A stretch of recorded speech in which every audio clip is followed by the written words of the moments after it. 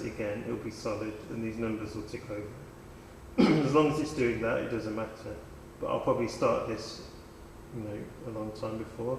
Then to stop it, when you press record, it will start. So the thing is, if you're moving this around, what could happen is the cable could come start, and it will start recording again. Okay. And then just make sure that the numbers are ticking over. If it doesn't do anything, then you probably need to stop it. If it's doing now, it should pick up, and now the numbers are ticking over. So it does it itself, basically? Yeah, so it's quite straightforward, but you just have to know when there's a problem. And how?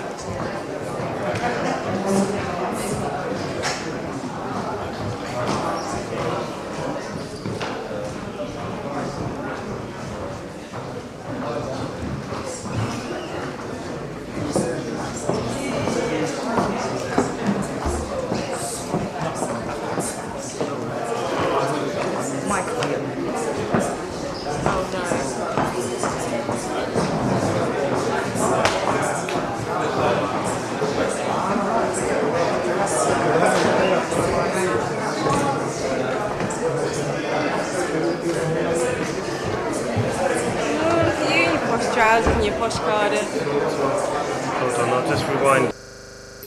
Oh, there's Francis. Is it, Nigel? Yeah, those guys.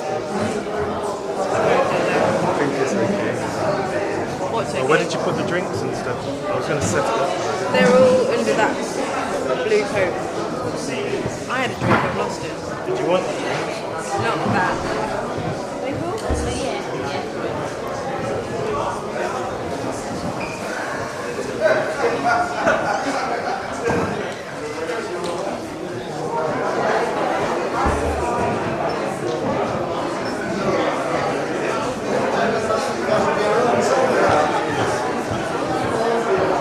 Sound will do. I'll go and grab my drink. It is somewhere, but I can't remember where. Yeah, get it before it's too late. Let me get rid of the sound. Oh, it is now. Right, I'm going to get my drink. I'll be back. Okay.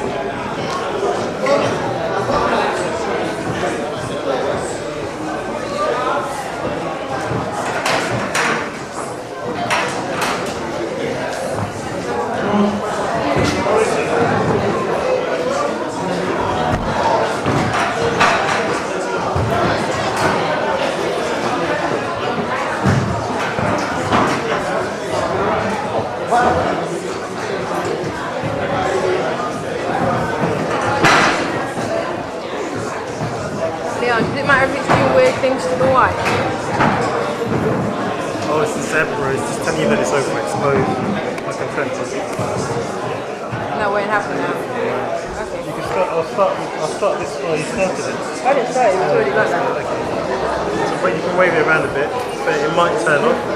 One might turn off. Turn the record on. But both of them have to be off. Yeah, better because then you're covered. I'm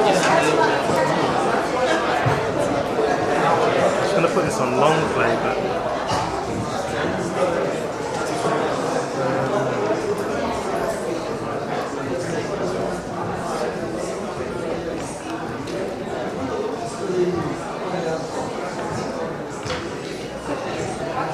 You should get 2 hours out of it. To stop it. What time is it now? 42, I think. So hopefully they only one take. What to do now? It's supposed to be starting now.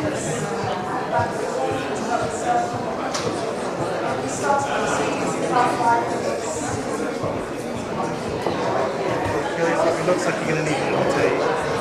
And there's this one. Where does it go? Just you press this one down, and So then it you're comes putting out. in there and in there at the same time? Yeah.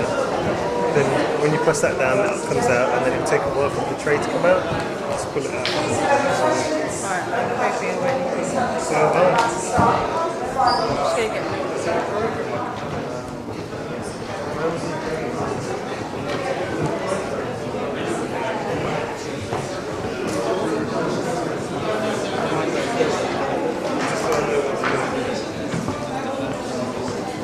have an idea.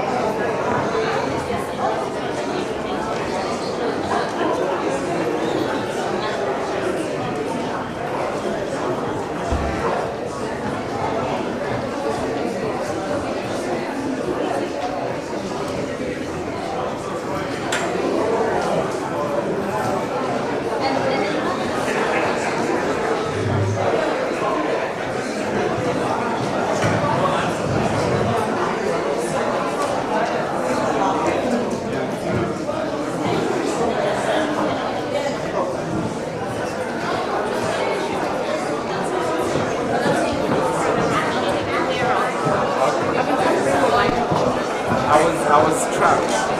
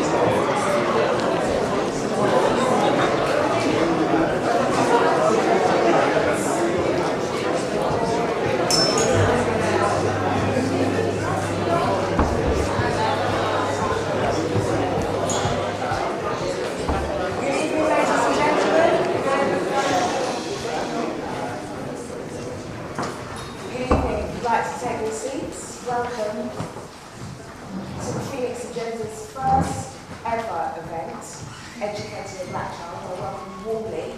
My name is Janine Scott, and I'll be your chair for this evening. Just some housekeeping to begin. There isn't a fire alarm planned for this evening, so if you hear one, you must move. The fire exits can be found at the back, and if you follow the stairs down and out, our assembly point is just across the road by the house, just there. If you need toilets, the gentleman's toilet can be found through that door at the back, and ladies' facilities are just to my left, your right, by the stage.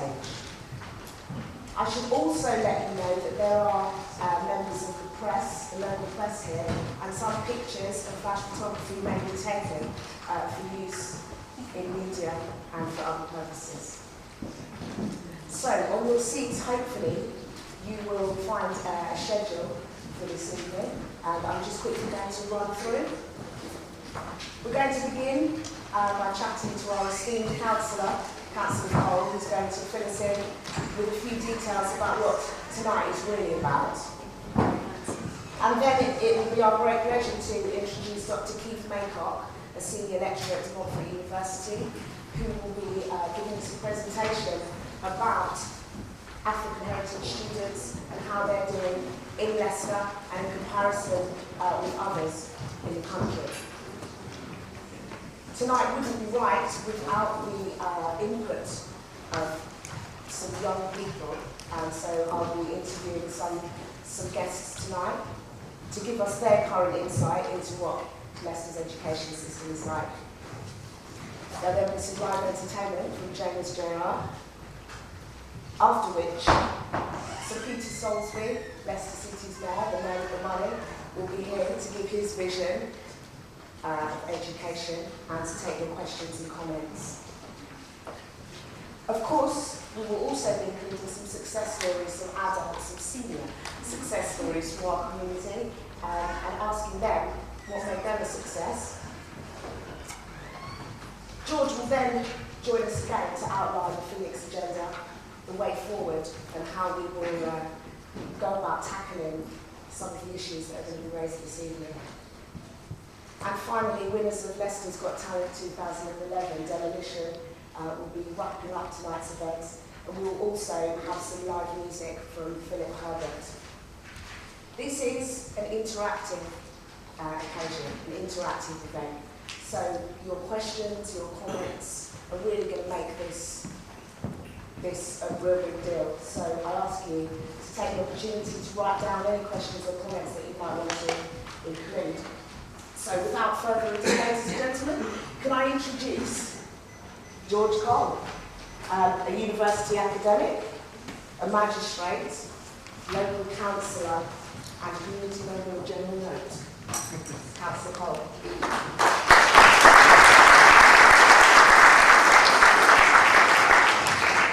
Can I call you George? One. George, why are we here? Tell us about what the essence of tonight's event. Well, I think some of the audience might be aware that just over a year ago, I had the good fortune of being elected as councillor in the city by a constituent in the Western Park Ward. And I do regard that as a great honour, to be honest, because it's not often you get the opportunity to represent people who look to you to address some of the issues of concern to themselves. In the process of doing that, it became clear to me that I'm not just representing people in Western Park Ward, but also across the city. And therefore I have to focus on what it is across the city that is of interest to myself. And education was the one that came to me straight away. And so I had a look at the performance of Leicester schools over the last about 5 years, and I noticed some very interesting set of statistics.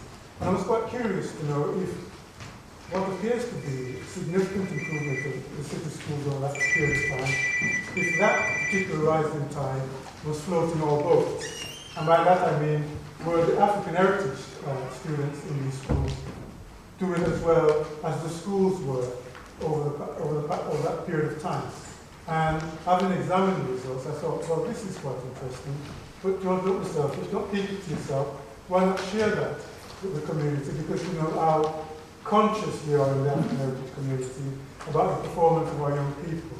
And there's lots of anecdotal evidence as well as research evidence to suggest that there are problems with education within our community. And I just felt that sharing this with the community would be a great idea. And what came out of that is that I met up with a few guys and we had a chat, and they say, we want to form an organization, and then through the organization, then see how we can make this happen by sharing information with the rest of the community. And so the Phoenix Agenda was born. Indeed. What do you hope will be the outcome of tonight's event? Well, I sincerely hope that the audience will share the same view that I took when I saw the results, and the excitement that I felt when I saw the performances of the African heritage students. And I also hope that, and this for me is a big thing to be honest, that the community recognizes that the education of our children isn't just down to schools, and it isn't just down to parents.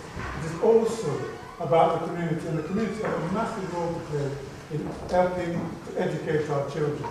And I hope that that is one of the messages that comes through tonight. What's been your own personal experience of Leicester City's education system? I suspect you know, trying to guess my age at this point, but I wouldn't let you know so easily. But it suffice to say that I did part of my education in the Caribbean, in Jamaica, and then when I came to England, I started in secondary school. It's been one of those strange experiences which is very difficult to quantify into words very briefly. But what I will say to you is that when I did eventually get to the final year in the schools, and that was the year where people were chosen for CSEs or O-levels, I was not chosen for either. And I remember very vividly, and this has never left me, when one of the teachers said to me, George, you will never take any of these exams in 100 years. That kind of left me feeling rather sad, I think, because it said something about me which I didn't feel was right about myself. But he was the authority, and he knew best. And of course, I took him by his word. I must confess that particular teacher's long died, so I haven't had the opportunity to go back and have a conversation. Yes, I'm sure that he's watching that, wherever he is. So that, in essence, is what tonight's about. Thanks very much, George. We look forward to hearing from you again later on this evening.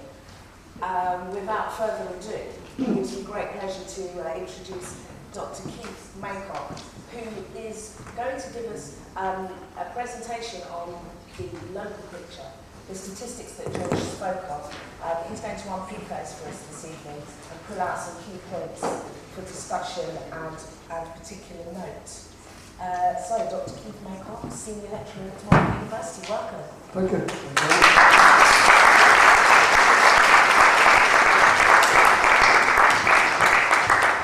Right, I've got to ad-lib for a few minutes while we get the stage ready. I'm not very good at dancing or singing, but I'm going to press the buttons, and I'll do that while they organise some hefty men. Coming in.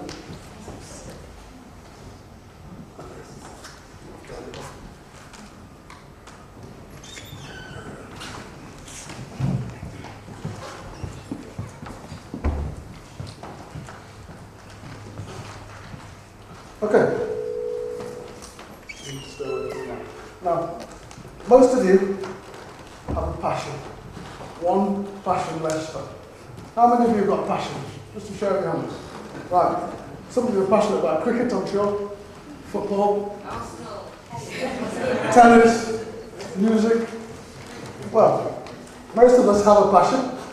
And I'm passionate about education. Make no mistake about it. My parents made sure I was passionate about education. And at the Phoenix Agenda, we've also got passion. And that passion happens to be education as well. What is education? Should I turn that down? Get to the street. What is education? Learning. Learning. It's a little bit more than learning. I think it's got something to do with information. What is information? No. Not knowledge. Information exists outside your head. It's only that when you get it inside your head, it becomes knowledge. What's the relationship between information and knowledge? Come on, you students on the front row. What's the relationship between information and knowledge? That's right, you've got to internalise. How does it get in? Through the eyes? Ears. Right. So, when we get this information, this knowledge on board, we've got to be wise in using it. One of the things we need to use it for is to better ourselves, and for the betterment of our families, and the betterment of our wider community. Okay, so associated with education, what I call the 3 L's. And because it's personal to me, the 3 L's, I'll keep it to myself a little while. It's my little secret, and I'll reveal it to you a bit later on. So leave the 3 L's to one side. Tonight, I'm going to present to you some statistics and figures.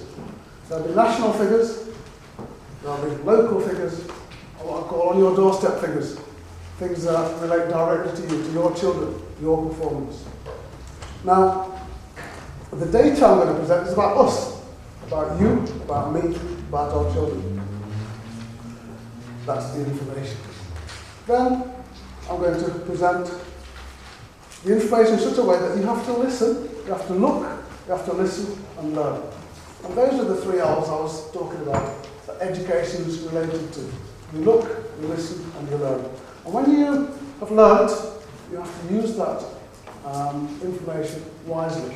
Now, at the end of this discussion, or end of this presentation, I'll be looking for what I call an informed response.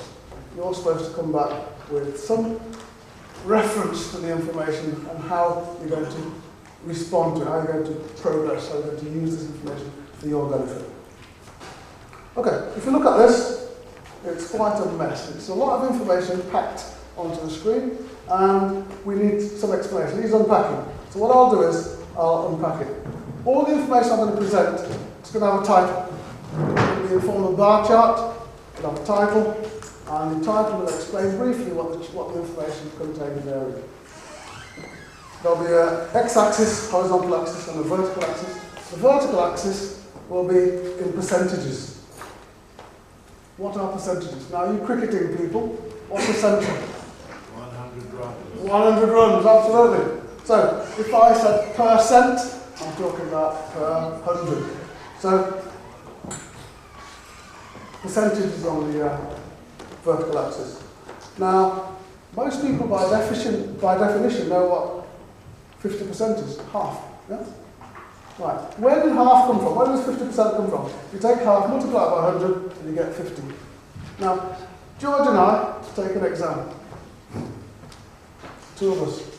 George fails because his teacher said so. I pass. We've got a 50% pass rate. This is important because later on you're going to see how this playing with statistics can skew your thoughts.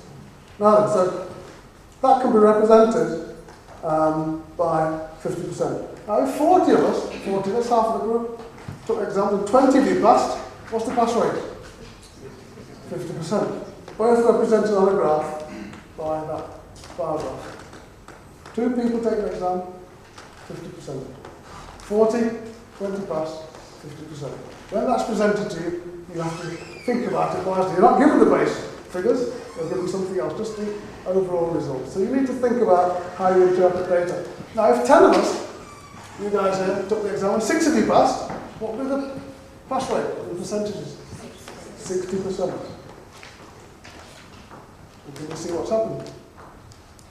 There's a problem. You've got to think carefully as you interpret data.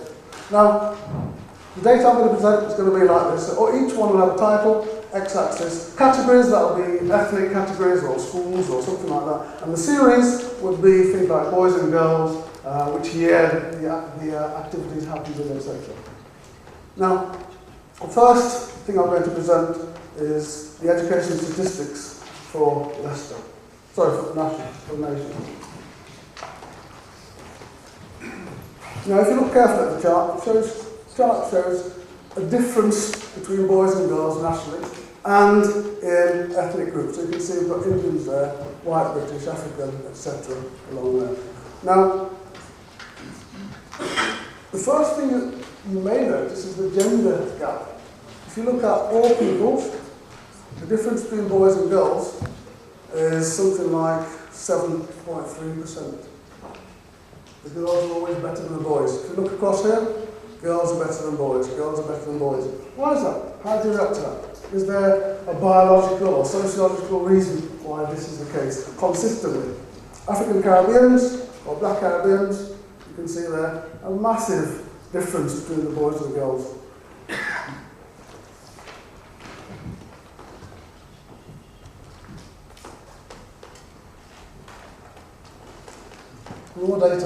Raw data is sometimes difficult to unpack, but there we have major differences. If you look at the difference overall between Leicester and the rest of the nation, you see we're a little bit below, aren't we? I'll put this in chart form. It's a bit of a busy chart, but you can see the Indians nationwide and the Indians in Leicester doing pretty well. They're topping the charts, but there's a difference between the national statistic and the local statistic. Why is that? If you look at the Black Africans, clear difference between boys and girls in that community. Look across here to Black Caribbeans. They seem to have peaked.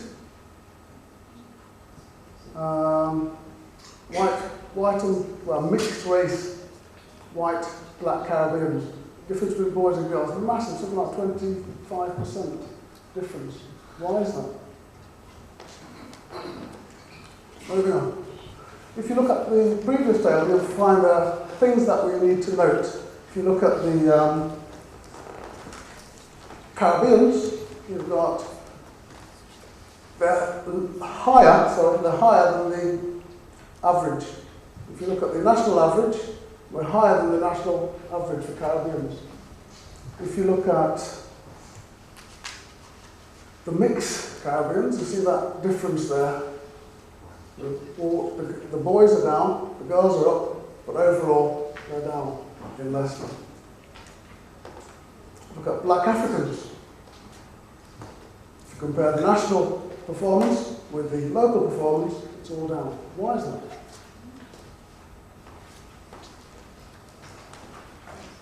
Here I've taken the final year of last year's results, and we've got the Indian performance always very high.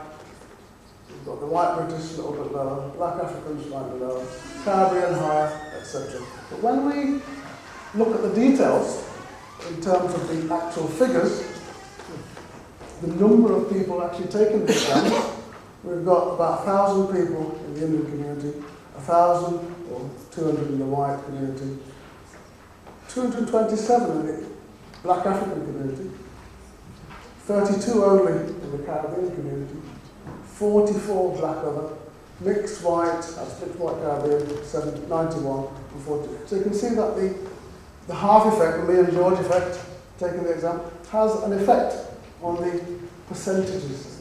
It can be interpreted in a particular way. This one, you've got to use your value judgment to say, has there really been a big improvement in the Caribbean performance?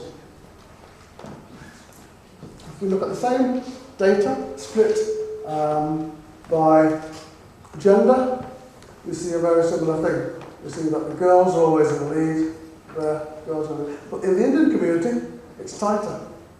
In the African community, it's larger. In the Caribbean community, larger still. Why is that?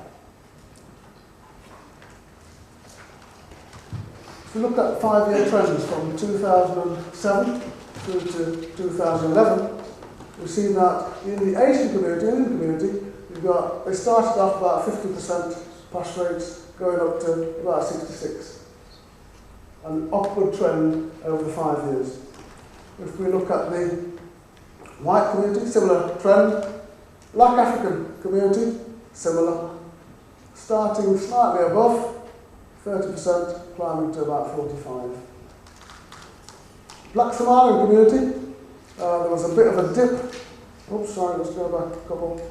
Bit of a dip, and then shot up, then down again. I think there's some explanation in the community as to why. I think someone told me that there was some funding to do with supplementary schools why we have this sudden fall in the performance of the Somalian community. Black Caribbeans, again, slight dip, and then it rose. Other black or black others, up and then slightly down. Mixed white, black Caribbean, a small, shallow increase, and then suddenly this peak. And then if we move to the mixed African white community, similar trends upwards. If we do the same trick as we did last time, look at the final year, then look at the numbers taking the exam, you can see this skewing effect here, where you've got low numbers, high numbers. These are solid numbers. These have to be interpreted very carefully. Okay, now, locally, at the school level, you can see the various communities, various community schools. You've got Babington Community School, Beaumont Leys, etc. And you can see the point worth noting, the schools that perform the highest, you've got English Martyrs, 67%, Modena, 69%, the St Paul's Catholic School, 7%. There's something specific about what they seem to be doing, their children, or the community around that school seems to be doing, that makes the performance far better than some of the others. We shouldn't call everybody else down. You've got these 63s there, 64s. But you know your own community. You can look at these results and say, I wonder why this school is performing better than another school. What's the ethos of that school? How does it differ from the school I send my child to? Now, the rest of the results are a little bit tedious to present, in that there's lots of information. We're looking at the schools across the city, we're looking at their performance over 7 years, and the numbers at the bottom here, we haven't got figures for the actual number of students who entered, but what we have got is the number of students in the school. So you can see if you look at Babington College, there's 241 white students in that school. That's from the first year all the way to the final year. Looking at that, you can see the solid figures are there. Going back to Indian community, again, looking at the final year, you can see the big numbers are there in those schools. If we go to the black African community, excluding the Somalians, you can see the numbers are quite low. Again, with the Somalian community, the numbers in Moat community is quite large, so you can look at that as a solid figure. The others, you have to be careful how you interpret them. Perhaps Crown Hills, we've got over 100, but that's the full spectrum. That's the whole school, not the final years that take the exam. So you've got to be careful how you interpret these figures. Again, with the Black Caribbean community, you'll notice gaps here where there are less than 3 in the community who don't actually produce a result. The results are suppressed. So these figures again have to be interpreted with care, with a bit of wisdom. Black and White Caribbean, similar story. The numbers are not massive, but you can see that there's 54 in the 50s, and then that's the whole school, not the actual individual final year of taking the exams. Black other, similar picture. Now, the interesting thing is that in order to perform, you have to be fed. And apparently the people who receive free meals perform at a particular level. And here's that performance. You can see that 5 years, they've been making progress. Those not eligible for school meals have done slightly differently. You have to interpret that data as in the context of your particular life. Now, that's where you finished. I've presented the information of how to increase your knowledge, probably send it to sleep. That's what statistics is. Wisdom, you may have to apply your wisdom to interpret the results. you've listened, you've looked, you've listened, you've probably learned something. You may have some questions, and you may also have some informed reaction. So, if you've got comments, now's the time to comment. If you've got insight, now's the time to give some insight. If you haven't, then I'm sure Jameen will have some questions to throw out. Thank you very much.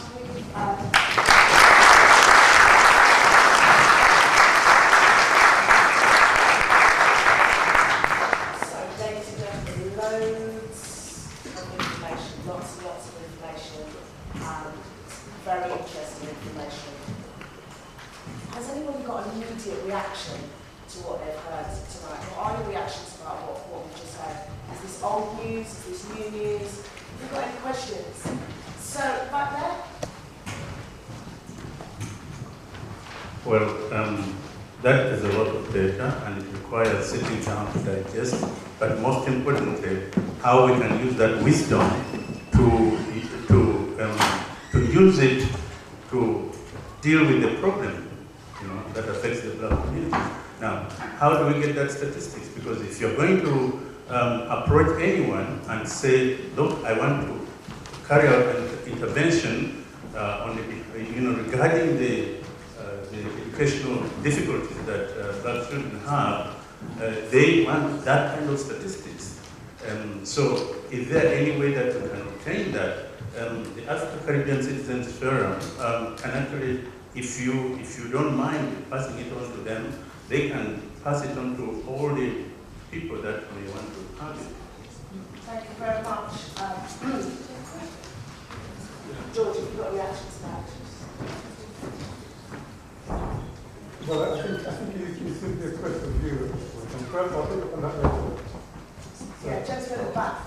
Okay, two questions. The first one is, I would say from your presentation, the first part you included all Black Africans. Then on the second part, you separated Somalis. May I know why you separate Somalis? I think if we are to work with those figures, they disadvantage Black Africans if you exclude Somalis. Then the second one is, you indicated that those children who are getting free meals at school are performing worse. So can we conclude that the food they are being given in school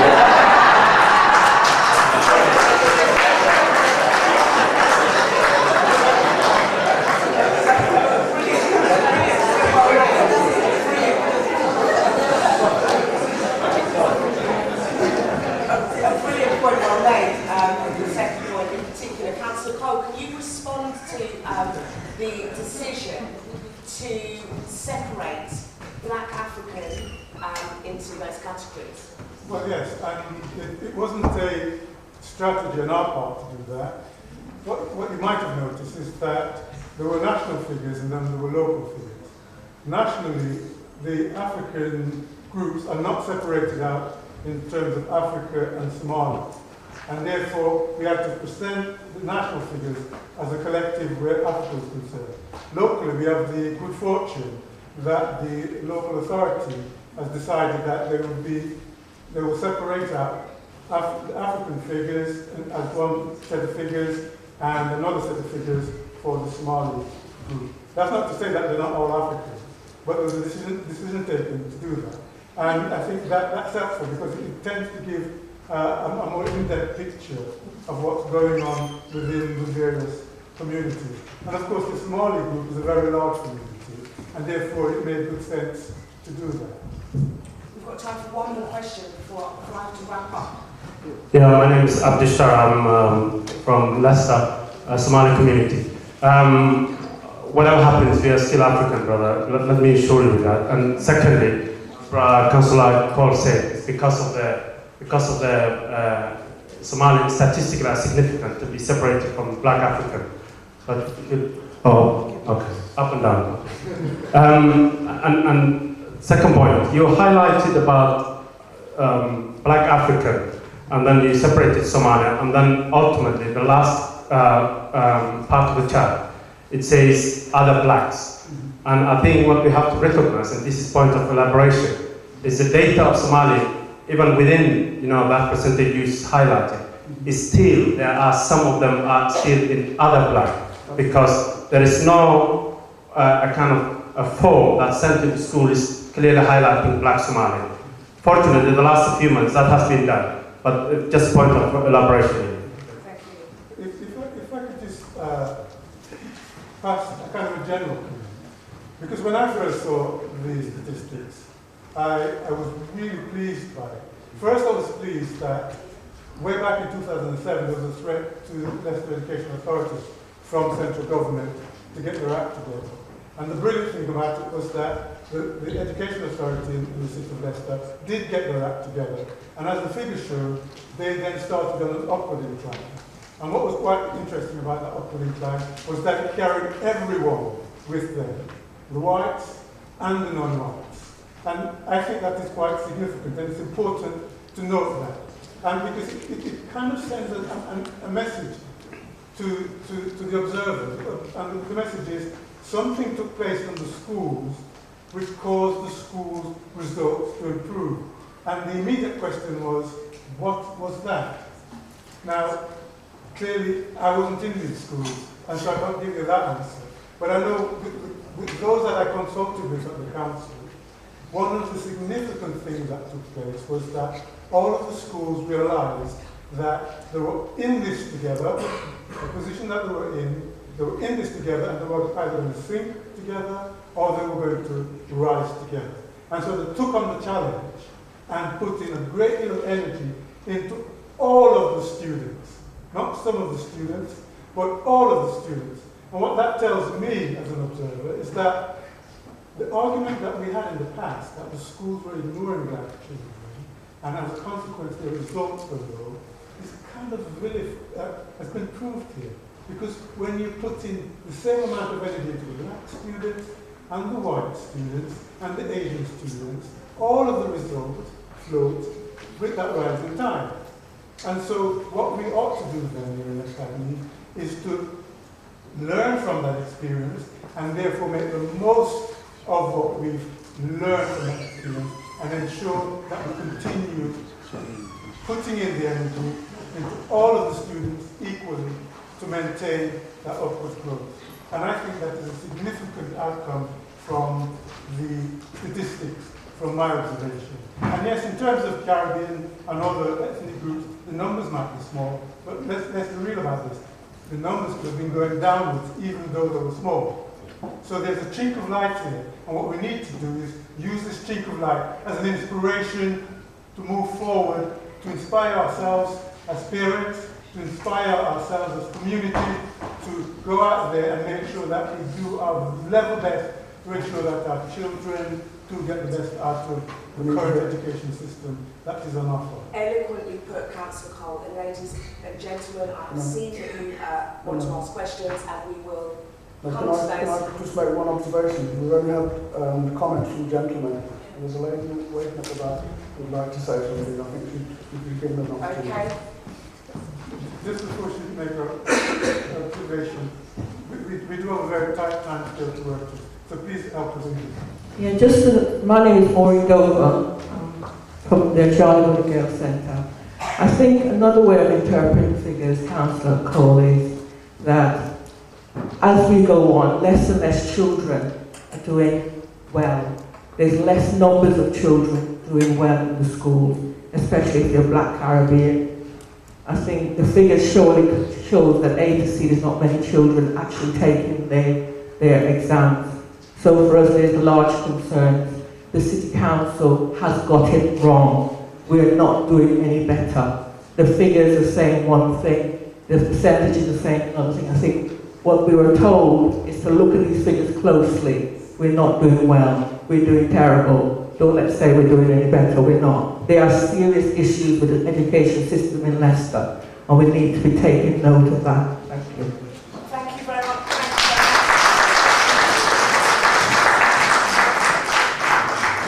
I promise I will come back to you. Don't forget we have the esteemed Sabrina Silsby joining us, and at that point we'll fruit up discussion again. Let's freshen things up by bringing some youth to the stage to give us their current insight into what life is like in Leicester schools and colleges, and actually some success stories. It gives me great pleasure to introduce Sojourner Hazelwood Connell and Michael Rondo. Thanks, guys.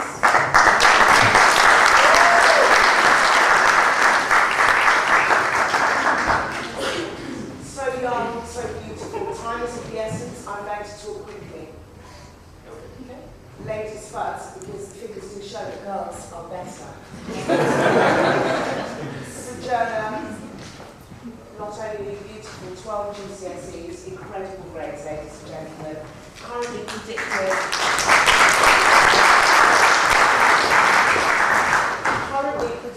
for straight A's at A-level, 3 A-levels in English literature, RE and art, and looking to be an actress. I'm going to get straight to the point and ask you, how influential has your school experience been to your success? Well, I think it's been quite influential, just because, like, my mum, of course, she pushed me when I was at school and hoped to continue on. But my teachers helped me, like, understand and learn, and if they were interested in the subject or they enjoyed the subject, then I'd be a lot more engaged with it.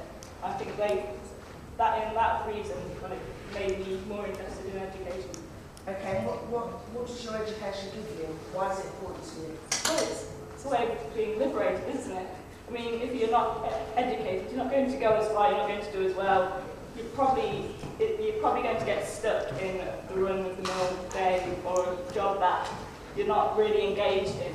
Do any of these, this is a question for you both actually, Michael, I'm going to bring you in here, 20 years old, ex-Badminton student, currently studying at Moffat University Law and Business, both of you. Do any of the statistics that you've heard or seen today, anything that you've already discussed, the lady at the back says, actually, you know, things are getting worse. You, some would argue, are living breathing proof that actually Leicester City's education system can work well for you. What do you think of the gap? Does it shock you? Well, I really think it's really to do with the self-esteem education-wise. An excellent point.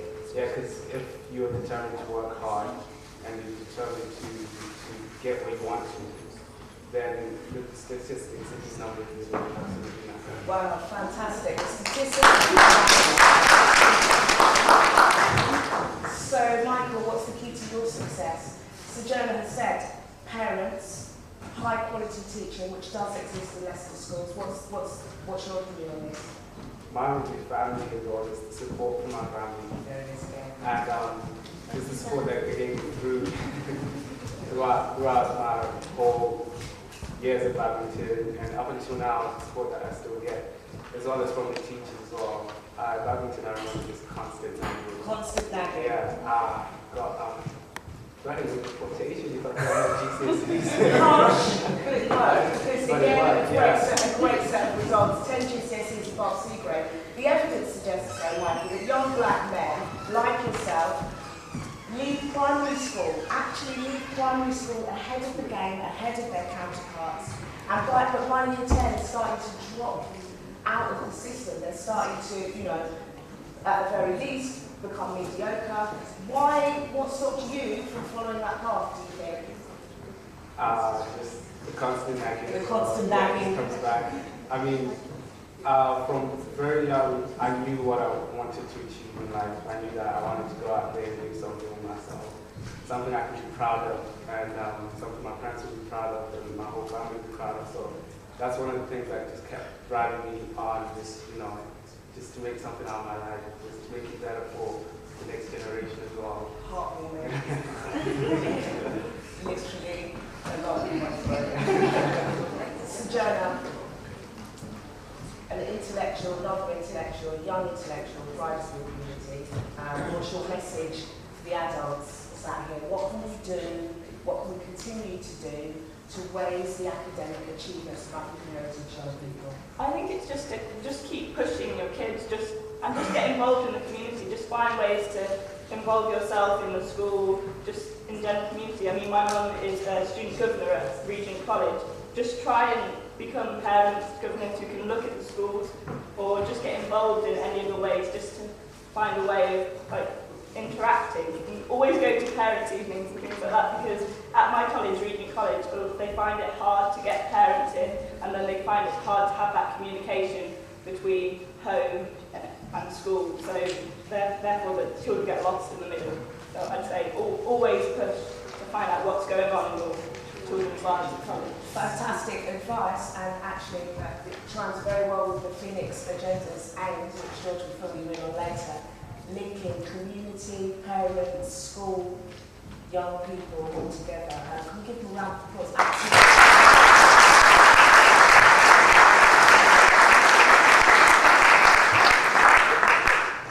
So that draws to a close sort of the first half of our evening.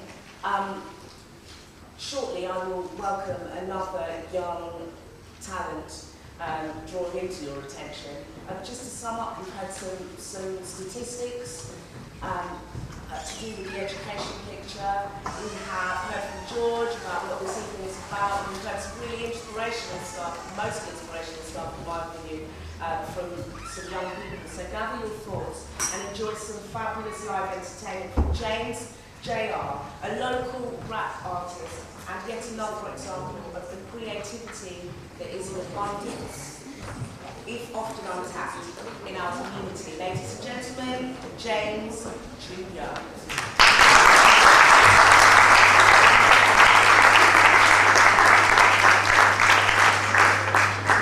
Good evening, everyone. I said good evening. My name is James Jr. and I'm here to perform 2 songs for you tonight, and I hope you enjoy them.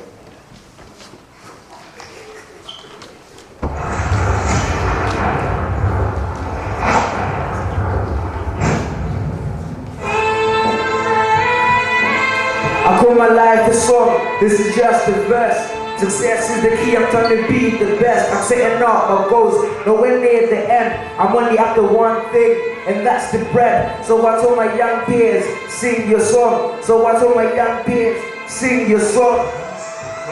Yeah, sing your song. I'm a young black, know the hope in a fell. Die in my teens, or go raw in jail. Do some mad crimes, get sent down. Time is money, so I'm never ever doing time. I mess my life up, I'm trying to turn it back around. The won't let me change, am I meant to change? Looking back in my past, yeah, still the same. I got some mad thoughts climbing up in my brains. Nothing ain't changed, it's just a different day. They keep saying that I'm a bad breed, or maybe that's what they wanna see. I can never live up, I'ma disagree. So I'ma keep working hard, keep stacking my beat. I make tunes for the chats, cause I'm high in the deal. Every lyric from the heart, cause I'm for real. Cause I'm for real. I call my life a song, this is just the verse. Success is the key, I'm trying to be the best. I'm setting up my goals, nowhere near the end. I'm only after one thing, and that's the bread. So I told my young peers, sing your song. So I told my young peers, sing your song. Yeah, sing your song. Like Martin Luther King, I died for the dream. I pour punchlines like Muhammad Ali. If the trial kill me up, I sting like a bee. I fear for my generation doing hard the dream. I see the pictures on TV, the pain and sorrow. Somebody fed me last and promised me about tomorrow. See, I gotta choose, take the lead or follow. Stay on the stage or move to the street. Either way you know me, I'll be making P. I'm back on my music, I'm back going in. If it ain't music, then I'll be moving food. But I stay on the mat that makes silly moves. I'm a champion, so I never lose. I made cancelling cancer, now I'm back in proof. I ain't the smartest guy when it comes to books, but I'm a poet and a lyricist in the booth. I call my life a song, this is just a verse. Success is the key, I'm trying to be the best. I'm setting up my goals, nowhere near the end. I'm only after one thing, and that's the bread. So I told my young peers, sing your song. So I told my young peers, sing your song. Yeah, sing your song.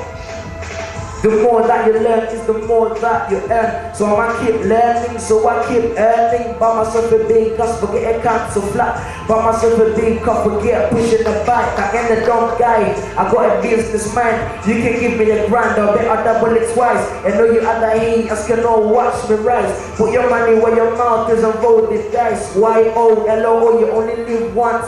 They already wrote me off, never gave me a chance. Someone just getting started, just watch me now. If you ain't talking sense, don't waste my time. In a couple years, I'll be talking my town. 2012 on air, I'm never calming down. They say I'm too sick, well send me your card.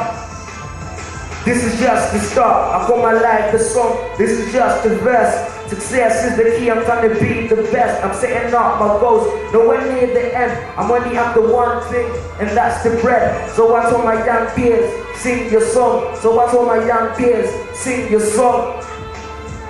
Yeah, sing your song. All my life I've been told that I had nothing to tell, so if I fail, I'ma shoot again. I'm thinking about my children, I'm setting the way, cause I ain't gonna live in no capital state. I'm working hard every day, I'm feeling the pain. So sing your song. So sing your song. Sing your song. All my life I've been told that I had nothing to tell, so if I fail, I'ma shoot again. I'm thinking about my children, I'm setting the way, cause I ain't gonna live in no capital estate. So sing your song. Thank you.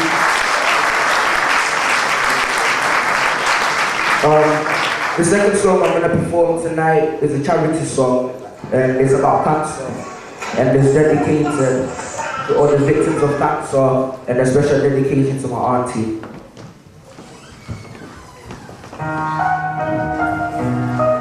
Yeah. Canceling cancer. Special dedication to my auntie. It's a deadly disease that's in the nation, wiping out the whole human population, making people disappear like evaporation. It's taking generation after generation. Don't you know 1 in 3 people die, making people say bye before they're ready. Cancer makes me wanna cry cause it's taking plenty. Going worldwide, it touched so many, infected many lives, kids, mom, dads and wives. How many more years shall we cry? So many loved ones have said bye. We want to stop some, let's do the same. Save the world from all this terrible pain. Cancer's going crazy, to me it's so scary. I'm just praying God, don't let it get me. It's running free on the killing spree. We're cancelling cancer. Cancel it together. We're cancelling cancer. Cancel it forever. We're cancelling cancer. Cancelling it now. Come join me. Let's wipe it out. I'm getting fed up now. Let's chase it out. I can't take it anymore. It's going now. Come together. Let's wipe it out. I can't take it anymore. It's going now. Cancer's going crazy. To me it's so scary. I'm just praying God, don't let it get me. It's running free on the killing spree. It's taking so many lives, mom, kids, dads and wives. How many more years shall we cry?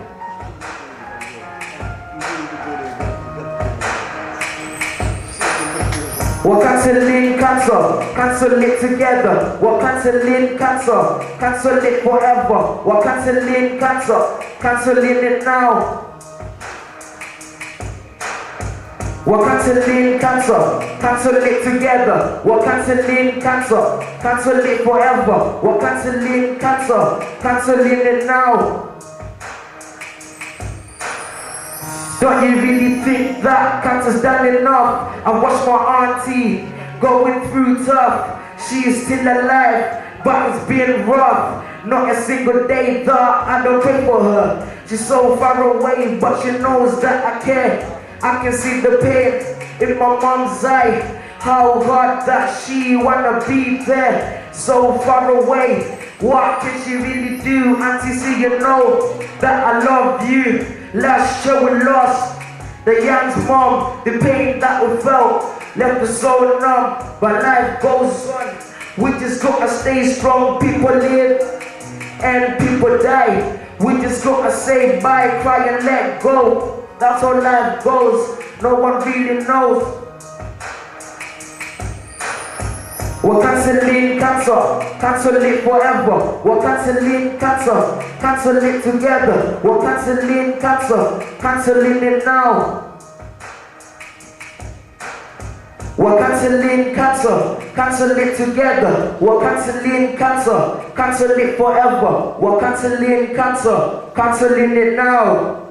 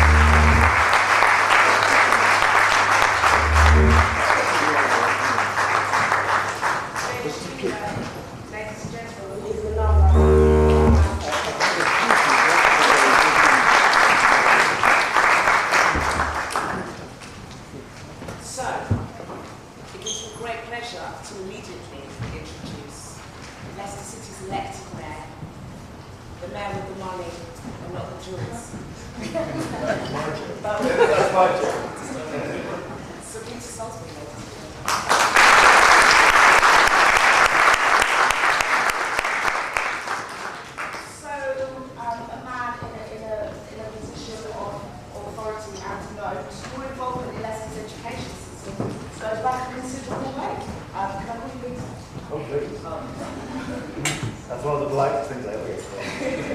Can you share your prior experience with us?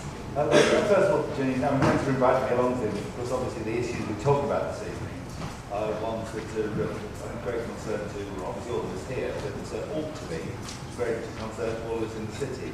I actually came to Leicester to train as a teacher, and I taught for many years in quite a lot of the city schools, so obviously some of the issues we're talking about this evening are ones that I've tried to deal with first hand. I taught Crown Hills, I taught at Donleys, I was responsible for special needs teaching later on in my career on the South American stage. So yeah, teaching always matters to me.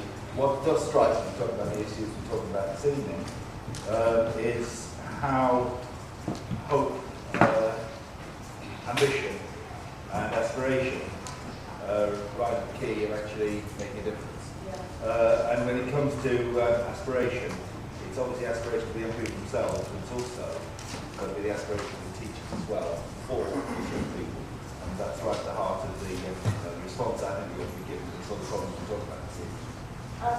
So what is your response to the local picture presented here, some of the academic achievement deficits that exist for the African heritage students in the city?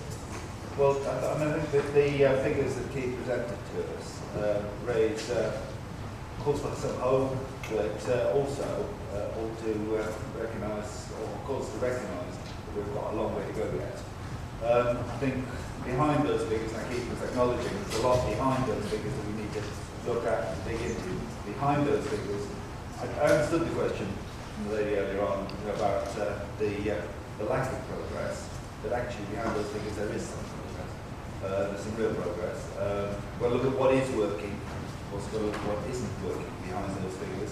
What I'm encouraged to find, I'm only a year into this present job, so I don't claim any particular credit for it, but what is interesting is that the sort of figures that Keith was presenting to us this evening have not been properly available in the past. They've not been available on a school basis in the way they are now. As a result of that, we haven't been able to look at what is working and also what isn't working. We haven't been able to look at where it's working and where it isn't working. And we haven't been able to learn in those places it's working and make sure it's applied in those places where it's not. And I very much welcome those figures. But actually do believe, across the whole range of the schools, across the whole range of ages in our schools, we have made some progress.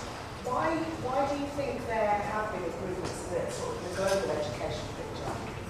In your opinion, what specific measures brought about these improvements?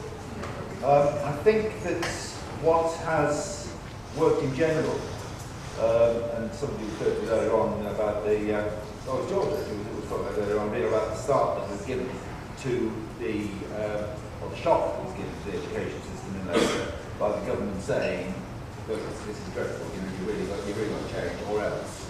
And I think that or else made a real difference. And what it has led to, when it works well, some good partnerships. It has, I think, across the schools, not in every school, but across schools in general, developed an attitude of sharing the problem. And I think, it wasn't, something that was issued in one school.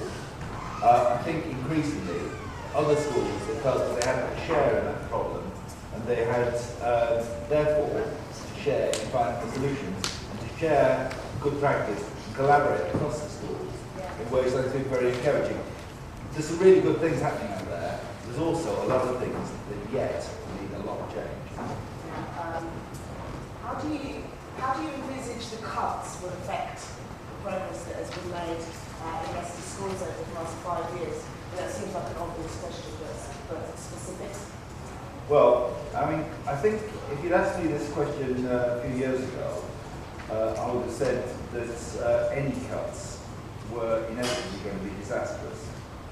I think the scale of the cuts is appalling. I think what the government's doing to Leicester and cities like Leicester is dreadful. I actually think that it also is made worse by what is happening to the economy nationally and the pressure that's putting on families and therefore on young people outside of the school context. I think we are in a better place now to deal with some of those cuts and the effect they're going to have on our education system. It was probably the case a few years ago because of things that we've been talking about. Our ability to work together, collaboration, and make better use of what we've got. But that, I'm certainly not anything other than very angry about what the government's doing. And they're going to make an already difficult issue for us even more problematic. Now, earlier I introduced you as the man with the money, the mayor with the money. What will you do? What can you do to ensure actual progression and improvements for the African heritage community? I'll tell you what I think I can probably do most usefully, and it isn't actually so much about money, because as you just said, in a situation of cuts, there isn't a lot more to go around. What I can do, and I hope I'm helping to do that this evening by being here and engaging with this issue, is help provide leadership, an example, and to praise what has been achieved, and to challenge where it hasn't been achieved. And that sort of leadership is something that I can provide, even if I can't always write the checks I would like to be able to write, to actually provide the resources. I can provide the leadership, and I can provide the challenge. And I can point to those schools who are doing well, and say to those who are not doing well, why are you not doing well? Because if they can do it, so can you. And that's the sort of leadership you can provide, that's the sort of challenge you can provide. And so that's why I'm here this evening, because I'm determined I'll provide that leadership, provide that challenge. The police, this is a cheeky one. The police have acknowledged that there is a problem with the way that it deals with our community, the African heritage community. They have gone so far as to identify a small number of officers that are using practices that are detrimental to our young people. Is this the kind of approach that could or should be tried in our education system? Controversial one, Peter. Yeah, it is. I think we talked about some certain sorts of statistics earlier about what happens in schools. I think there are other sorts of statistics as well that can help us to identify whether there are issues of this sort in our schools. It's actually worth mentioning. One of the things that we didn't discuss with key statistics is the level of exclusions of young people from schools. I'll probably go on that because actually they are generally much lower than they were, but it's still the case that young people, I'm not 100% sure of this, but the last time I looked, I think it was the case that young people of African heritage are in general, I think, about twice as likely to get excluded as the rest of the community. I'll try to double check this week, but I think it is something like that, and that is disturbing. Although, on the more positive side, it is significantly better than it was just a few years ago. So, there are issues there. To come back to your question about the police, I think it's important that even though we don't actually have evidence of systematic problems of that sort in schools, that we do continue to take account of what parents are saying to us and what surveys of young people themselves are saying to us.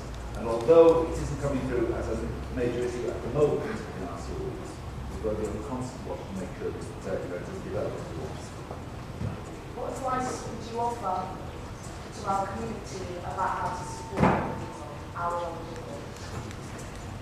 I think it probably comes back to my very first answer, actually, when I was talking about aspiration and actually raising people's ambition and saying to young people, not you can't do it. It was quite talking about earlier on, really, wasn't it?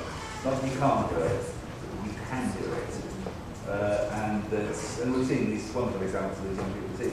But, you know, they're the sort of role models that we need to be putting in front of younger people coming up to the school and say, look, they can do it, you can do it. And it's raising that ambition. And also, actually, raising confidence, putting confidence in place of fear, because it can be done. You know, it can be done. And I think that's got to be also the ambition of teachers as well, actually. And I'm saying that earlier on. You know, as teachers, you've also got to have high ambitions and high aspirations for all your people you teach, not just those who most obviously seem to you and want to go to succeed. And it's, yeah, at the heart of this, actually, is self-esteem. You know, people actually believing in themselves. And what I would say to all the parents here, be as proud as both of those areas, because she has the right to be proud of her young lad who's sitting up here earlier. And I think, you know, I want to see that same sort of pride in all parents for their kids, the same sort of ambition that she has for her is shared by all, you know, throughout our community. So, well done. So if I gave you a nutshell and asked you to put in it your vision for Leicester City's education system going forward, what would you do? How would you summarise your vision?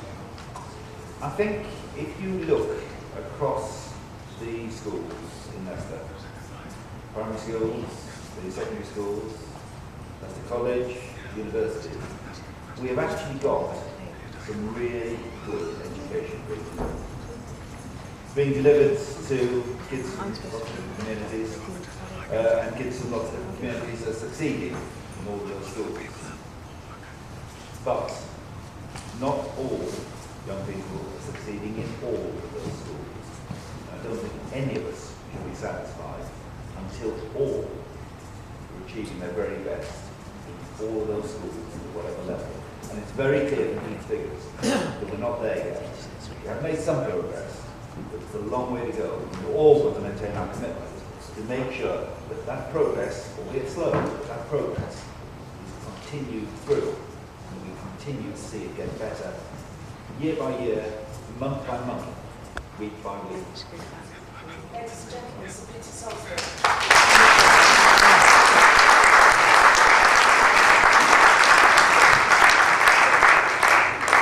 So they say that every day is a school day, and I'm learning as I go. As I chair this event, I will ensure that I am more fair with my questions. Girl, boy, girl, boy. We'll start with our esteemed gentleman over here. Good evening, everybody. Good evening. As we have seen, Dr. Keith had explained elegantly some charts depicting the results of both national and local figures. And most importantly, I wanted to talk about the new arrival black community kids. Dr. Keith, the graphs that he has explained elegantly were at times the figures were very much disappointing, alarming, and something of a very great concern. Now, what I would like to ask the mayor is, in the context of the cuts that we are going to see and the drawbacks that these figures have shown, how do you envisage that these children can make a difference. Again, in the context of the cuts, very alarming cuts for education and other services. How do you envisage that these kids can make a difference and improve these results? Thank you. Right. I'm trying to give a fairly short answer to it, because I realise I've probably got questions.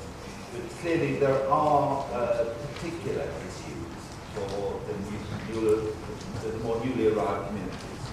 And behind the figures that Keith's given, I think there's more information there about some of the challenges that those communities face. What is actually interesting is that after an initial period, often because of the very high ambitions that those parents have for their children, many of the children from those new arriving communities are succeeding remarkably well. They really are, because their parents have high aspirations for them, and they have high aspirations for themselves. And that's actually quite encouraging. But that doesn't mean to say that there aren't initial barriers and initial hurdles from the get-go that we have got to try to do our best to to help them over and help those communities with more generally. And I think that does mean we've got to try to put the resources in, even in these difficult times, to give that initial help to make sure they can ultimately achieve the very high ambitions that so many of them have. And I think it's for that reason, for example, that my predecessors, because I was an MP at the time, were right to try to put the investment in, for example, to the Taylor School, which is an area, obviously, it's a school that serves an area where it does have quite significant numbers of people from newly arrived communities, and that's very encouraging. It gets more difficult, the more resources get stretched, but I will be determined to do our very best to maintain that level of priority. Thanks very much. I asked your questions. Is there anybody else who's got any comments to make or any reactions? I'm looking for a lady and there's one in the front. Hi. Okay, good evening everybody. I've taught and led in inner city schools for the last 20 years, and I was part of the London Challenge programme for over 5 years. And what has been really quite significant to me this evening is that I feel that I've come full circle. We had the Education of Black Child conferences in Manchester in the 1980s, and we're here again talking the same thing. One thing that came to me was mentioned about exclusions, and the numbers on exclusions may appear to have decreased. I think schools are smarter about how they deal with exclusions, and they have other places that they put our young people in order to ensure that the figures are met. That is the reality that I have seen. The other thing I wanted to say was, when we're talking about the problems, what we're actually talking about is ensuring that every child achieves the currency that they need to be able to move on to the next stage. It is not enough to turn around and say to a young person, it is okay as long as you get a grade in English or maths. The grade you're supposed to be getting is an A star to C. A D, E and F does not count. And what we should be saying to them is the expectation is that you are achieving those A star to C grades. What we have to do as parents is to keep our eye on the ball, ensure that in terms of homework, many of our young people will say we do not have homework. However, what we should be saying to them is whether you have homework or not, I'm ensuring that you're doing an hour to an hour and a half, 3 times a week. That's what we have responsibility to do. Yeah? And last but not least, in terms of the data and in terms of improvement of black children, we have to go back again to the numbers of black kids that are actually entered for the GCSE examinations. And if you have schools that have 30, 40, 50 black children in those schools, and only 3 of them are entered for the GCSE, yes, you will get 100% pass rate because you've only entered 3.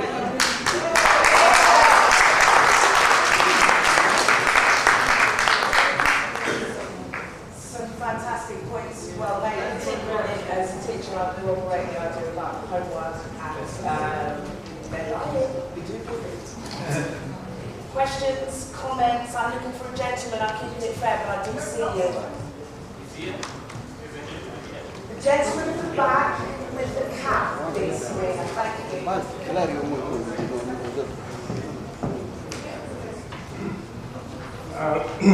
I'm addressing this question to Mr. Salisbury. And like the way he said, you know, we're here again. And this has been going on practically since the 60s. Now, in 1996, I think, round about there, a survey was carried out in Leicester, sponsored by yourselves, and I think an African Caribbean Support Group, and the Scarman Center. And in relation to education, the Scarman Center found that Caribbean people were very much concerned about the education they were having here. They made certain recommendations. In fact, this occurred, Mr. Salisbury, on your watch. You were then the leader of Leicester City Council. They made certain recommendations for you to put into effect. Yes, it did, because I'm telling you. You gave a date. When was that? It's about 96, 97, between 96 and 97. And that's when the survey was. If there are people here from the Afro-Caribbean Support Group, they were the prime movers of that survey. So they should be able to tell me whether the date is correct or not. So what's your question? And you, Mr. Salisbury, you were the leader of Leicester City Council at the time. And you were involved in that survey. Now, do you know what the findings were? And if you know what the findings were and the recommendations were, what did you do to put those into place? Because we don't know. In fact, you have done nothing to do that. The reason why I'm saying this is that you are here tonight telling us that you are going to do your best to ensure that our concerns are listened to. Yet when, in 1996, the same concerns existed, and you had the opportunity to ensure that it was addressed. You did nothing. Why should we believe you tonight that you are going to do something about it? Thank you.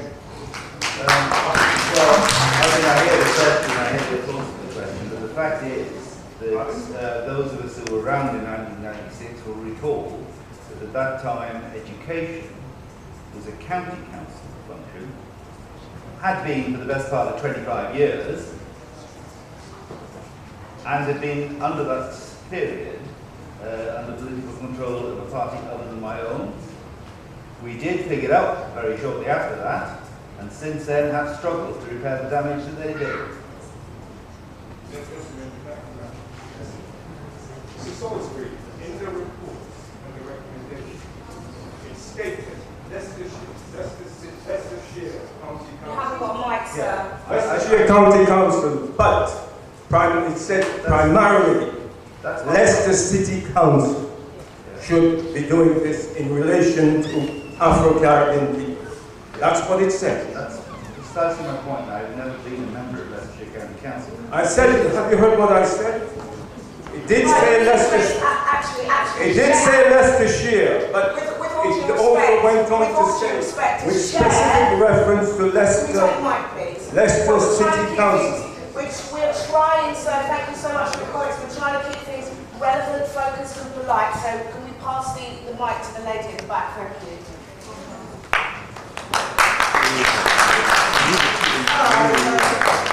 My question is sort of two parts, really partly for the mayor and partly for the audience. And it's really about what is the underlying issue of why black children are failing. So you provided lots of statistics and lots of data, which is really great. Yes. But what is that actually, what's the insights? What's that actually telling us? And what do we as parents have to do in order to act on whatever those actions are? I'm kind of hearing the general ground, or general view that we're almost looking at the mayor or Leicester City Council or somebody to save our children. Now, we're already saying that there's institutional racism in the police force and all these other areas. Why are we leaving our children in somebody else's hands to raise? I think it's important to say, and I understand your concerns about only 3 kids potentially out of a population of 20 are being entered for GCSEs. But as a parent, my job is to make sure my child is in the room, sitting in GCSEs, with the rest of the kids. Now, if you're sitting, excuse me, get on my high horse, but if you're sitting there waiting for someone to save your child, dream on. It's not going to happen. So get off your seats, get on and start educating our own children.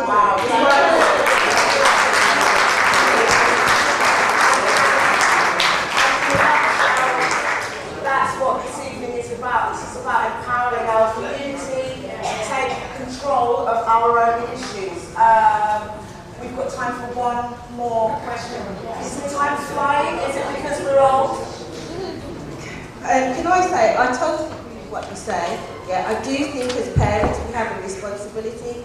But for those of us who've been worked in schools or based in schools, it's easier said than done to say we send our children to school. They are sometimes at the mercy of the education system. So it doesn't matter how well equipped we send our children into school.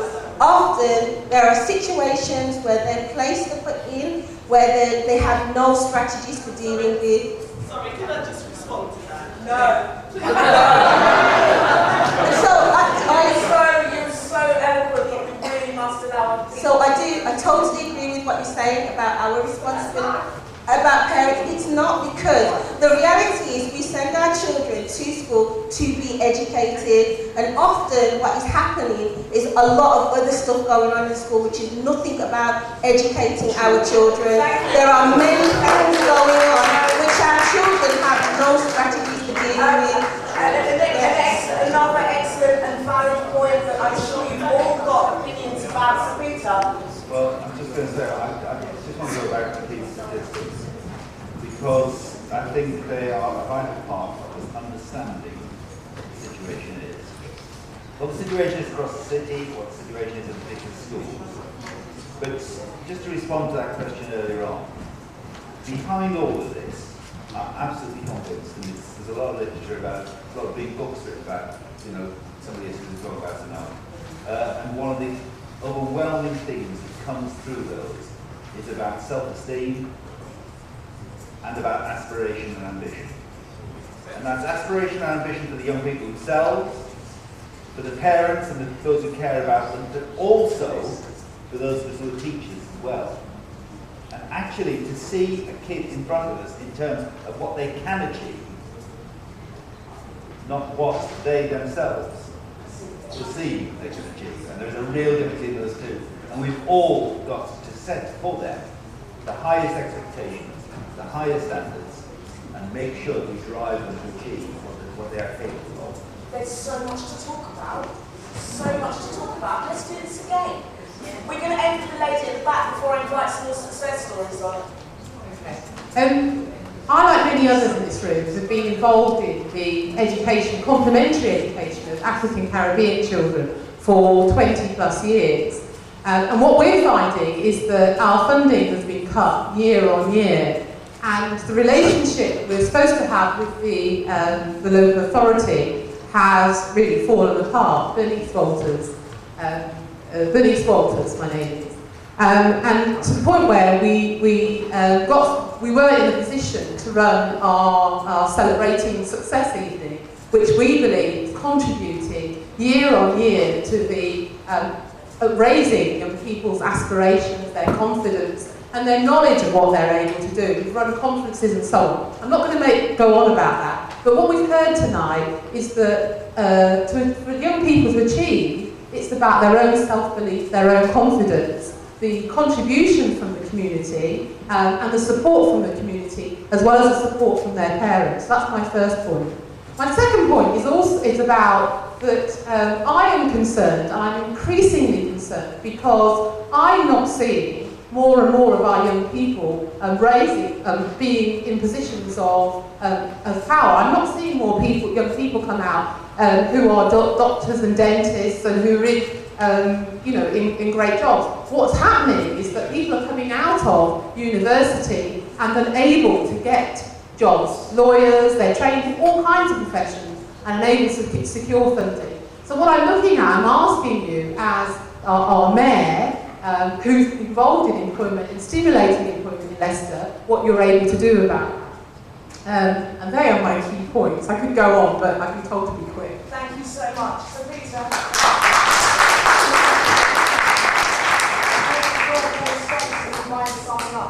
Right, okay, there's quite a lot there, because I think, you know, that last question takes on some very important issues. It has to go beyond the ones of this evening, but they are about actually providing, as employers, and particularly as employers in the public sector, you know, the opportunities for people to ensure that we have a workforce that represents the, you know, the communities that we're supposed to be serving. And, you know, there's some real issues there where I'll be frank and say, having taken over 12 months ago, I've been less than pleased to find what I've inherited, because I think there's been less focus on that over recent years than I was proud to say there was during the time when I was leader. And I see my colleagues nodding vigorously at the front there. And I think that's a discussion about we have later. We've just come back to the you know, what the issues that we have in front of us. I understand the frustration of those who say we have come full circle. I actually don't think that we have come full circle. I think we're not that far away from where we started, but we have moved. And I think we actually do need to acknowledge that there has been progress, albeit painfully slow, albeit a long way to go, albeit we can't be complacent about it. But we do need to look at where that progress has been achieved and why it's been achieved, and make sure we are well informed to know what works, and make sure that those who do not know what works learn about it and are forced and are shamed into actually learning from it and building on it and making sure they apply it in the way that the best already are. Sorry, I was distracted by a young person. Did you want to ask a question or make a comment? Oh, you just waving and being very friendly. Waving and being friendly, which you like. Ladies and gentlemen, thank you so much. There's so much to discuss in so little time. I'm going to move the programme on, but I will at this point, and I'll remind you later on, if this is something that is burning your conscience, it's something that you want to be involved in, please leave us your contact details and comments on the form on the back of your programme. Can we have a round of applause for Sir Peter?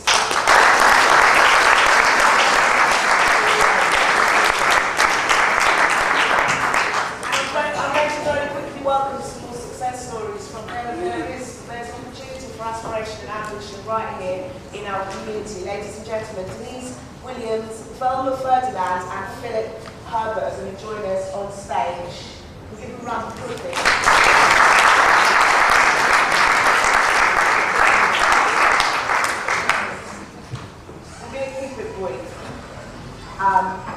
Denise, author, head teacher of the special school in Kettering, welcome. Velma Ferdinand, solicitor, running your own practice, your own practice and so forth. And Philip Herbert, teacher and composer.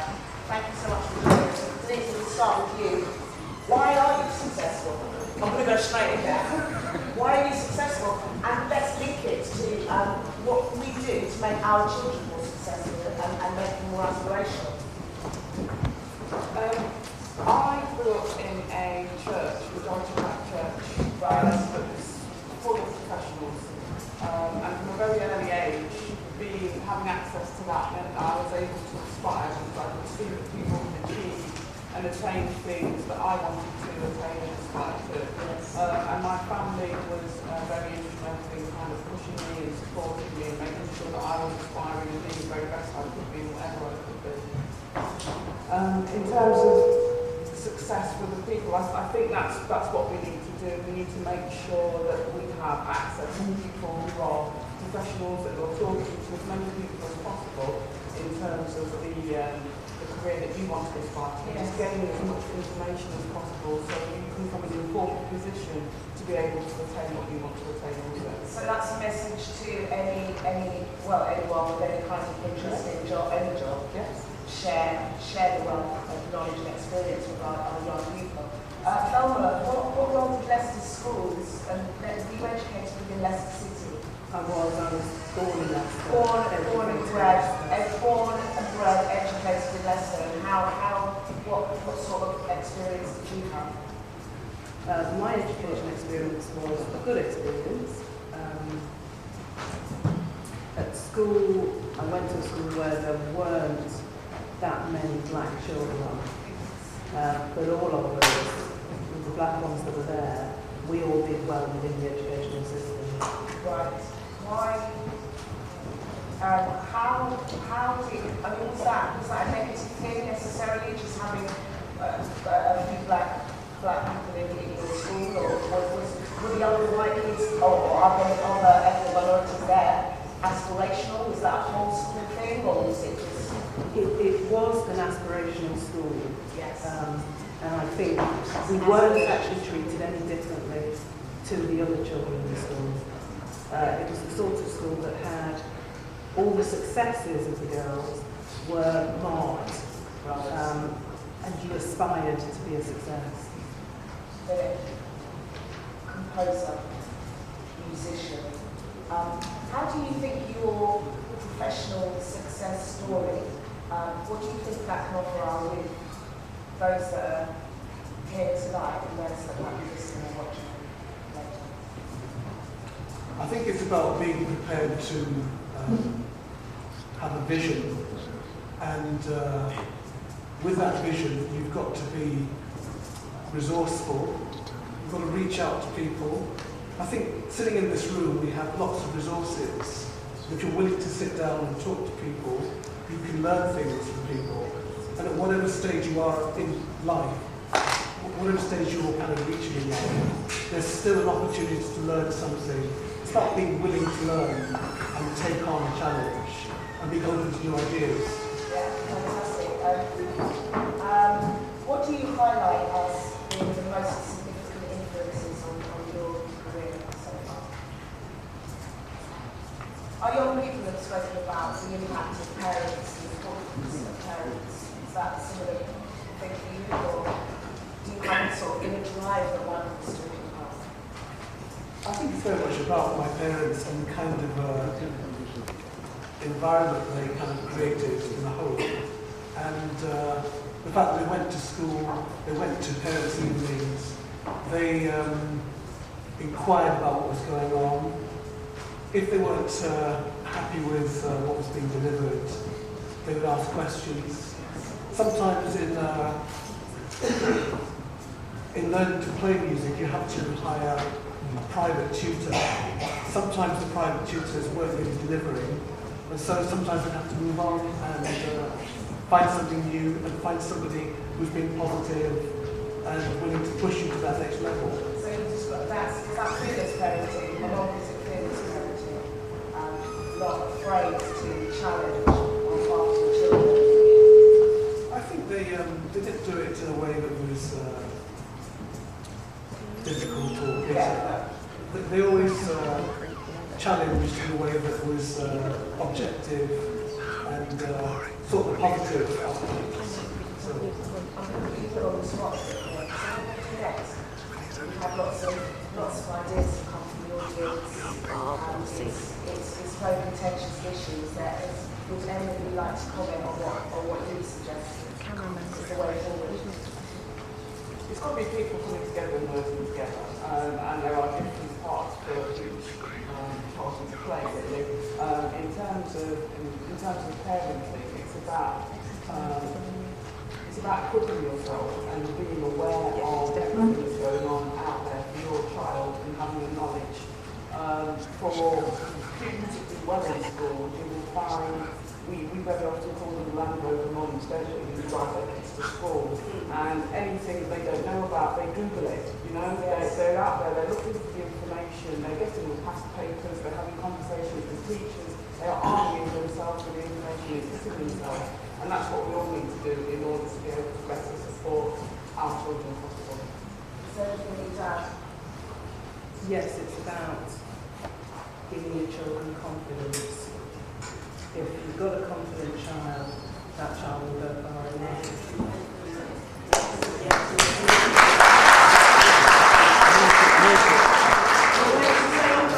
I'm going to welcome Councillor Cole to the stage. He's going to fill us in now about the Phoenix agenda and how we're going to...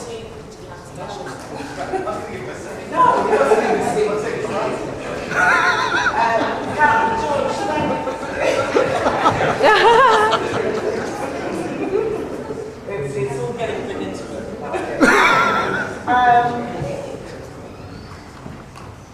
have all these ideas, we have this passion, we have this drive, we have this desire for change on behalf of our youth, and that's what the Phoenix agenda is about. So, George, what's next? Good question. Let me just say, it's important that we reflect on what's been said. It's also important that we understand that this is about us. It's not about a group of people outside of this room. It's about us, our community, and how we impact on the environment within which we get the most out of it. And clearly, the more we put into our children, is the more they will be prepared to challenge all aspects of life, to make sure that they get the best in terms of careers, make sure that they get the best in terms of what the environment has to offer. And I hope that somehow we'll be able from tonight try and put these bits and pieces together, because that's really very important. Now the question is, what's next? And that's the big one, really. What are we going to do, George? Because we've kind of been here before. We've had meetings where we've talked about issues surrounding our children, and we go away from the meeting feeling a bit flat and wishing that there was something that we could do that was really tangible, that made the meeting meaningful. Well, what we decided at our meeting, that is the meeting of the Phoenix agenda, was that having examined the figures and having seen the picture that it's painted, and having tried to understand what this picture means, wouldn't it be nice if we were able to somehow get the children, the school itself, the parents, and the community working together as one team with one primary objective to get the children to get the most out of each of the schools that they go to, so that they can get the best possible education. Wouldn't it be nice if we could remind ourselves that education isn't just about sending a child to school and then complaining that the school has educated the child? Wouldn't it be nice if we remembered that there was a time when education was about the family, the community, the school, and the individual pupil itself?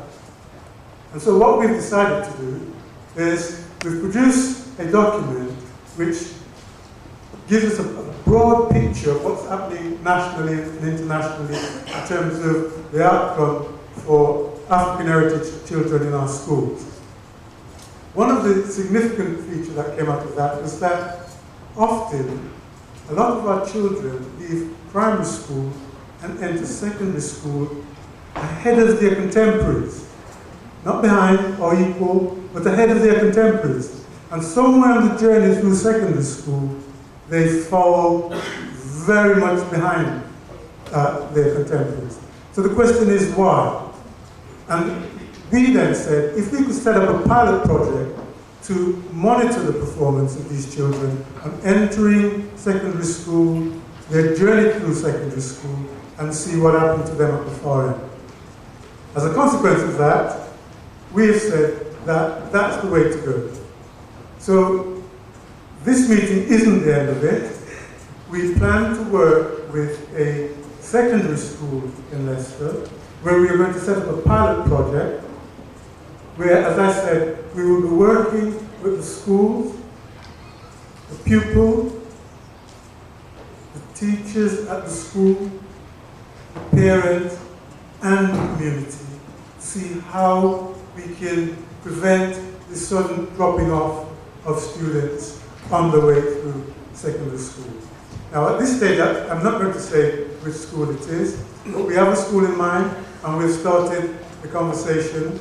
We have a strategic plan in place, and the great thing about it is that the Leicester Education Authority is behind this idea because they also see the significance that with the school improvements over 5 years, if we, the community, can go hand in hand with the schools and recognize that we have a role to play in this, then it must be a good thing for the schools and for the children.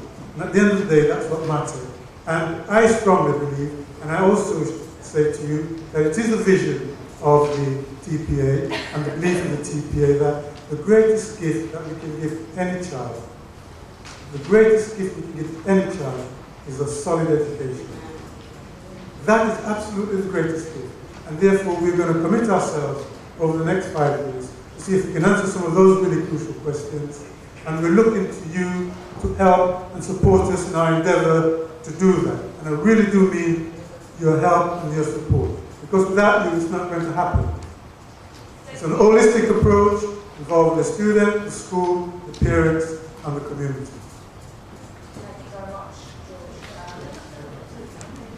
Can you give this young person a question? You just said before that, and everyone said obviously, I'm in my late 20s. My mum came here and she was in school with certain things. Nothing's changed. I'm not sending my son to school. He's 1.5, I refuse to send him to school. Like what this lady said, I'd rather homeschool him. I'd love to send him to a black school that's got his interests at heart. There is no, you keep saying you're going to do a pilot, we're going to do this, but can't we take matters into our own hand and start something? If I could move to America and send my son to an old school, black school, I would. But at the moment, I can't afford to do that. We need to take our own kids' lives. I'm now a parent, and I have to make sure my son's educated in a way that he can grow up to be not just a doctor and all these things that you're saying, because I've seen that if there's a black doctor and a white doctor, the person would rather go to the white man than the black doctor. We do not support ourselves in this community. We do not support each other. I think your next step should be looking at all the teachers that are around and getting a school started. Because I would love to do it myself. And as soon as I finish my education doing it, I will do that. And if there's people that want to support that, then that's good. Can I just say in response to that, and please don't miss the point the young lady made.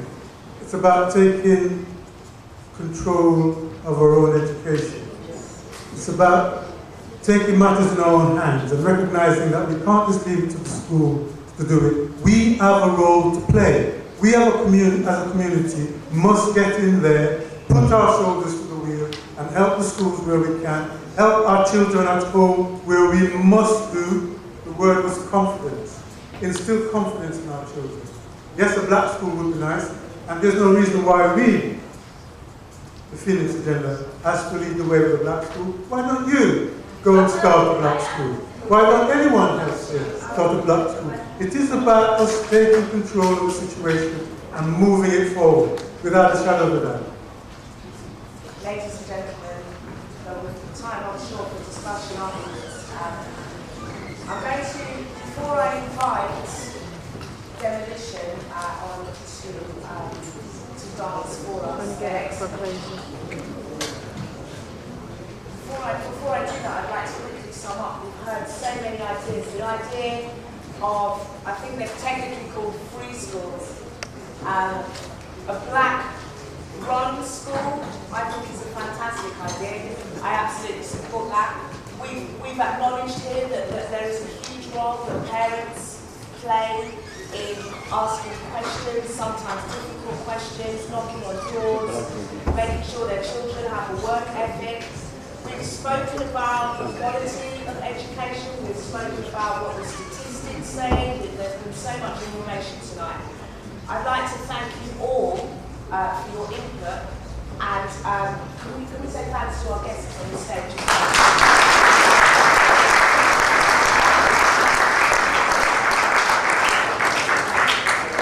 So if in the next couple of minutes while we set the stage up for Demolition's performance and a rendition from Philip Herbert, can I draw your attention to the contact detail sheet and the comment sheet that is on the flip side of your programme? We have pens. I'd like to spend a couple of minutes filling that in because what you say is important in driving this forward. Thank you very much, ladies and gentlemen.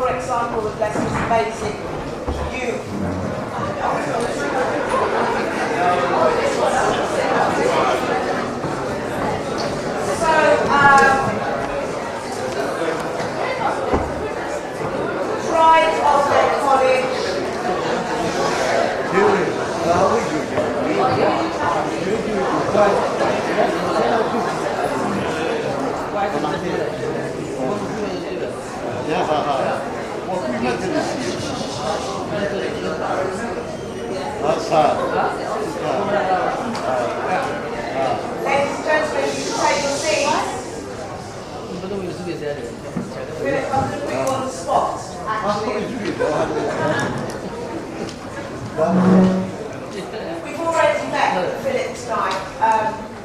Can you tell us a little bit about the cultural Olympiad that you're involved in, please?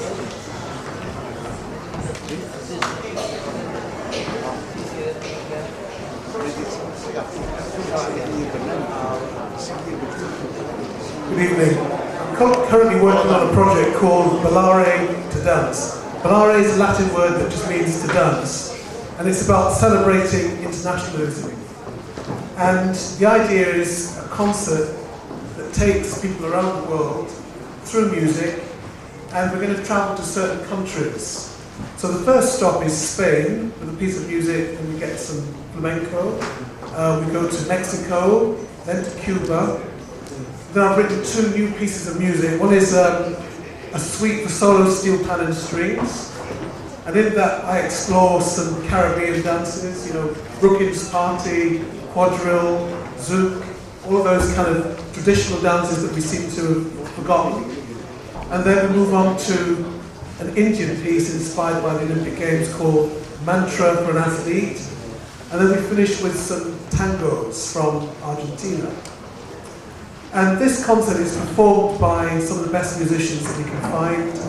Soloists from London Symphony Orchestras. We have a solo steel pan soloist that plays the Ebony Steel Band. He's worked with Courtney Pine, Billy Ocean, and people like that. In fact, all the musicians reflect the international peoples that we will see coming into Britain during this time of the Olympic Games. And the concert happens on the 6th of October in the People's Centre and various other venues. And if you'd like to buy tickets, they're available from me tonight, or you can go online to www.philipherbert.org and buy tickets online. So we do hope that you'll come along and enjoy. Thank you, Philip. Shortly we will be hearing you play, but I know that we're itching to see Demolition, and I certainly am.